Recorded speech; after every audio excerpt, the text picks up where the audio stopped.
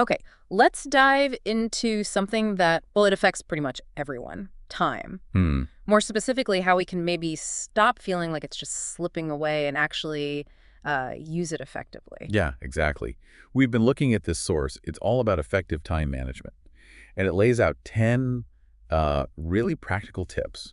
Right. These aren't like huge, complex theories. Mhm. They're actionable steps, small changes, but they can have a surprisingly big impact. Totally. Think of this as a bit of a shortcut, yeah, to getting a handle on your day.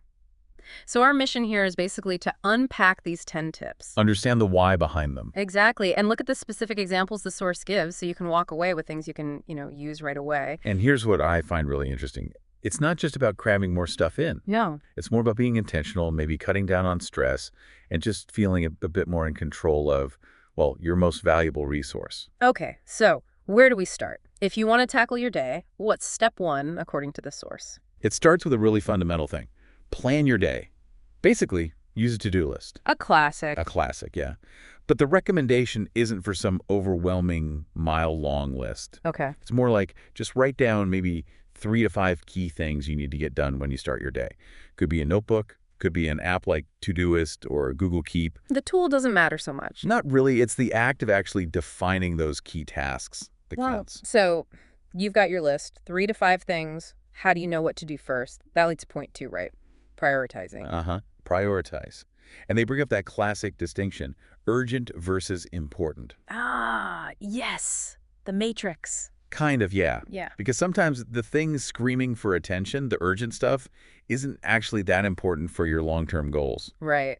And the important stuff often doesn't feel urgent until it's almost too late. Exactly. The example they give is like an email, meeting, or reply today that's urgent versus, say, studying English for your future that's important. So the idea is find the tasks that are both urgent and important. Yeah, tackle those first. Get them out of the way. Okay, makes sense. So we know what to do. We know roughly when. But how do you stay focused on that one task? Tip 3 is about using a timer. Yep. Specifically, the Pomodoro technique. Heard of that? Oh, yeah, the tomato timer thing. That's the one. The structure is super simple. Focus hard for 25 minutes and take a quick 5-minute break. Okay. Do that 4 times 4 cycles, and then you take a longer break, maybe 15, 30 minutes. It just helps break things down, builds in rest, keeps you sharp. Yeah, prevents burnout, too, I guess. Okay. Which kind of leads into the next point, a big time drain for many of us, multitasking. Tip 4 is just stop. Yeah. Stop trying to juggle everything at once. The example is perfect. Don't try to study while you're also scrolling social media on your phone. Your brain isn't really doing either thing well, is it? Nope. You're just switching back and forth poorly. So the practical tip is, remove the temptation. Turn off the notifications or physically put your phone somewhere else while you need to focus. Good advice. And finding that focus time. Tip 5 suggests looking at your mornings. Right. Make use of your morning. And the example is great because it's so simple. Just wake up 30 minutes earlier. Just 30 minutes. Yeah. Use that little slice of time for something high-value reading, a quick workout, studying. The source points out, and I think it's true for many people, concentration tends to be higher then, before the day gets crazy. Okay, I like that. Now, tip 6 is interesting, kind of the opposite of a to-do list. A not to-do list. Yeah, it sounds a bit counterintuitive at first, maybe. A little. But instead of listing what you will do, you list the things that tend to derail you, the time wasters. Like the source says, maybe watching YouTube for over an hour, or mindlessly scrolling your phone before bed. Ah, so it's about awareness. Exactly. Just becoming aware of those habits helps you consciously choose to, well, not do them. Makes sense. And speaking of awareness, tip 7 is about those little gaps in the day, utilizing small pockets of time. Those minutes that usually just disappear, right? Waiting for the bus, your commute. Yeah, dead time. Or what feels like dead time. But the examples show you can use it, listen to an English podcast commuting, read an article while you're waiting somewhere. These little bursts, used intentionally, they really add up. Accumulate over time, definitely. Okay, moving from planning and awareness to actually doing. Tip 8 hits something important. Give up perfectionism. Oh, this is a big one.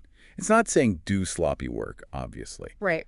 But it's about recognizing that sometimes done is way better than perfect but never finished. Yeah.